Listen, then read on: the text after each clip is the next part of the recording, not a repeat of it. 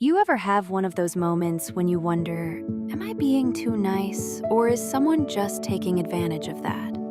That's exactly what happened with my neighbor. She's this sweet older lady who lives right next door.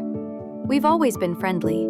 Quick waves, small talk about the weather, that kind of thing. Just for context, we live in these tight hillside homes in Southern California. Beautiful view, tiny lots. When land costs $1 million, every foot matters. One day, she tells me she's putting up a fence. Says she's tired of the high school kids cutting through her yard.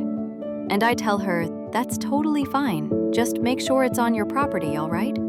She laughs. Of course. A few days later, I pull into my driveway after work. She's already waiting there, big smile on her face. Waves me over.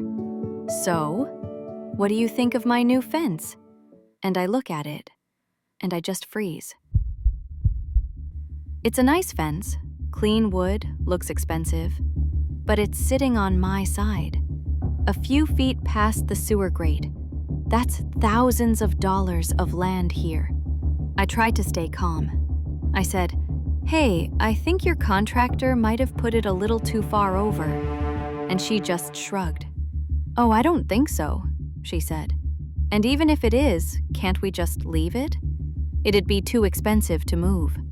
And I just stood there, stunned. She wasn't confused. She was asking me to give up part of my yard. So I said, as politely as I could, "Look, I'm going to get a survey done. If it's just a few inches, fine. But if it's several feet, I'll have to ask you to move it." Her face fell immediately. "You'd really make me move it?" she said. And I said, "Yeah, it's my property." Afterward, I felt this weird mix of guilt and irritation.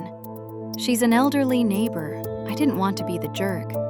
But at the same time, why should I pay for her mistake? Sometimes staying quiet costs more than speaking up. The next morning, I called a few survey companies. Most were booked for months, and the ones available wanted nearly $5,000. It hurt, but I needed to know for sure. Friends said I was overreacting, but you only say that until it's your property line. I called a real estate attorney, just to sanity check myself. He said, "You're doing the right thing. If it's over your line, even a little, you can ask her to move it."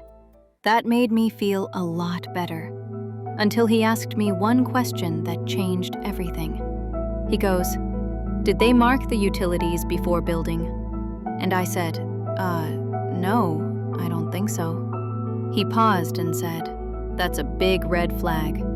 You mentioned a sewer grate, right? That means there's a city easement there.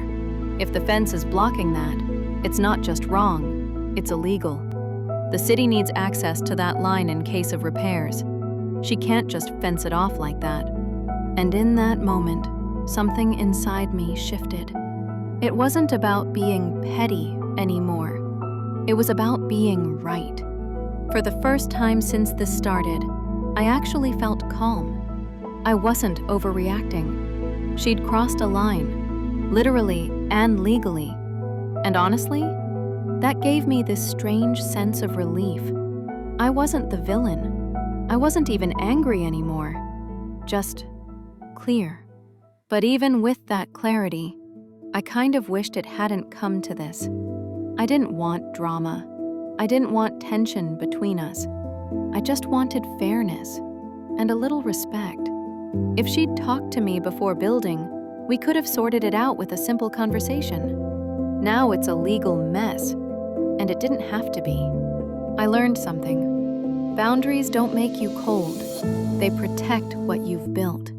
So now I'm waiting on the survey. If it shows the fence is on my property, I'll send her a polite written notice asking her to move it. No shouting, no drama, just fairness. She'll have time to fix it, but I'm not paying for her mistake, and I'm not donating land I pay taxes on. Some people might call it harsh, but honestly, if you've worked your whole life for something, you don't just give it away because someone else took a shortcut. Being kind doesn't mean being careless. Sometimes you really do have to stand your ground. Literally. She told me, "Can't we just live with it?" But the truth is, living with it would have meant losing it. So, be honest. If your neighbor built a fence a few feet into your yard, would you let it slide? Or would you draw the line? I still wave to her sometimes, but now there's a fence between us, in more ways than one.